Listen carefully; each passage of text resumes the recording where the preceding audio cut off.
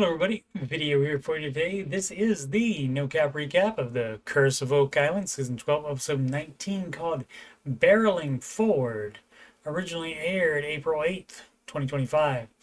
If you missed any of my recaps of previous episodes, there's a link to my Oak Island playlist in the upper right.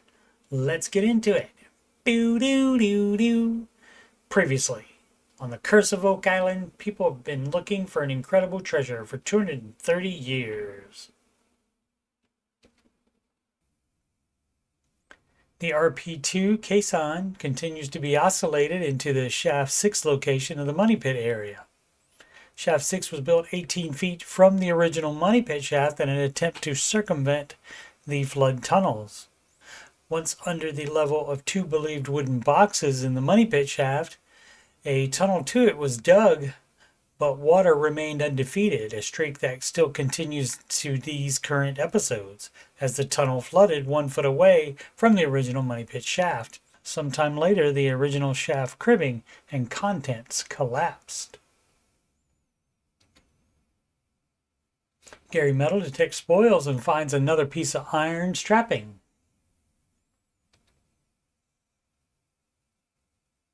The next hammer grab brings up more wood, including this piece, thought to be oak and possibly a piece of the original Money Pit that collapsed into Tunnel 6.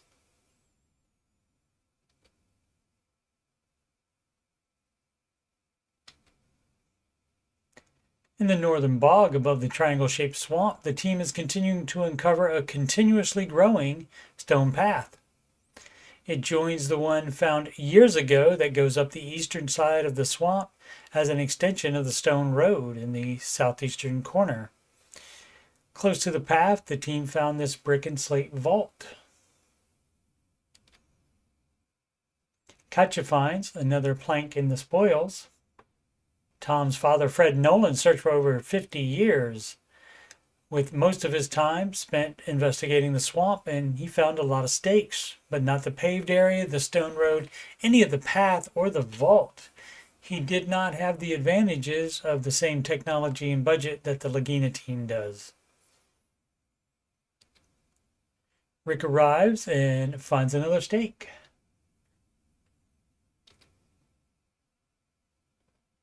The stakes are on both sides of the path. Jack finds a log with long carvings. Rick suspects the grooves to mean that it was used for rolling something. Archaeological assistant Ethan is called to take a look, and he says definitely man-made. This is the transition shot away from the swamp. And I zoomed into it so you can better see what I saw, which is a similar piece of wood in similar condition with a knot or dowel on the left side and a metal fastener on the right. It looks like it could be from natural splitting more than the first one. I don't know where this one is, but my guess would be the southwestern corner of the swamp.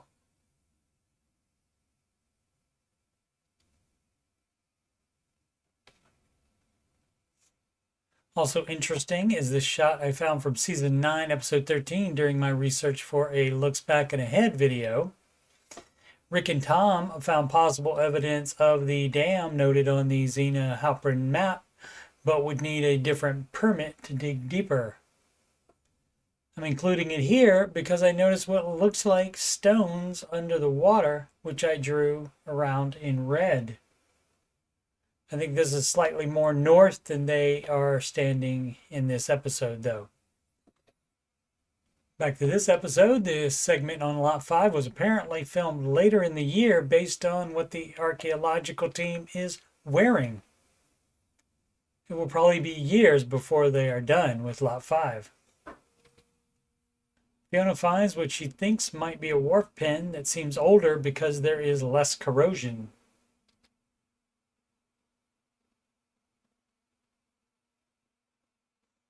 In that same spot, she finds a piece of Asbury ware pottery that is English in origin and was made between the 1720s and 1760s, Fiona splits the difference and says 1740. There were also ceramics in shaft 6, as proven by the spoils of the RP2 caisson. At the wash plant, this handle was found by Blake. Also found was this piece. Rick says that Laird has said that glaze on one side only is older. A third piece was found with this fleur-de-lis design. This reminds Rick of the French ship's log Doug found in the provincial archives that mentions a deep pit to be dug on an island of oaks and treasure secretly buried. It was one of the ships in the 1746 Duke d'Anville Armada sent to recapture Nova Scotia from England.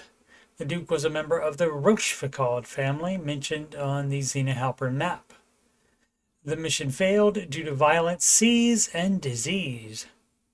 The ship's logs suggest a second secret mission, or one planned when it was known they would not be able to retake Nova Scotia.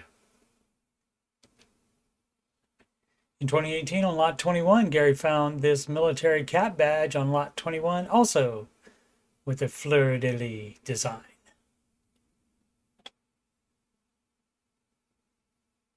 Back in the RP2 caisson spoils area, the hammer grab deposits this hand-cut timber with a spot in it. Rick suspects it to be oak, which means it could be from the original money pit shaft. Another stake is found in the northern bog. Tom looks at the stakes markers and thinks they are the same distance apart. He and Jack measure, and sure enough, they are 14 feet apart. They mark where the next one would be, 14 away, so that Al can keep an eye out while excavating. It's Katja's last day on the island before she returns to Florida. Rick says she is welcome back anytime, and she says that she does want to return to find treasure. In the war room, carbon dating on the RP2 dowel is given by Dr. Spooner. It's 1725 to 1764. Included in the RP2 spoils is this flat piece that looks adze cut.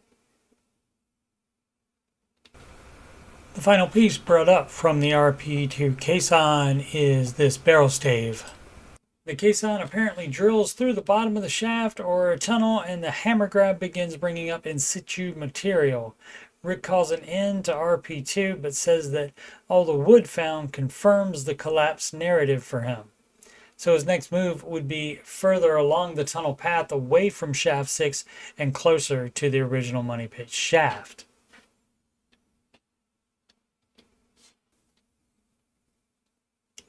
Next time on an all-new The Curse of Oak Island episode called Just Beat It. Beat It. That's BEAD, airing April 15th, 2025.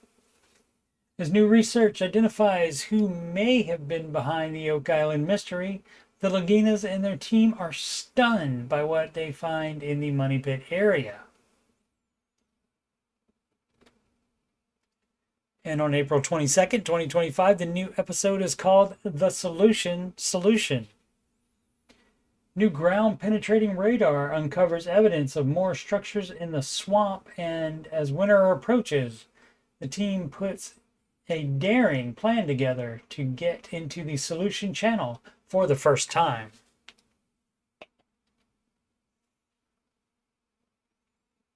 I'm continuing my PC playthrough of The Last of Us Part 2 Remastered daily, with hopes of finishing before Season 2 of the show starts.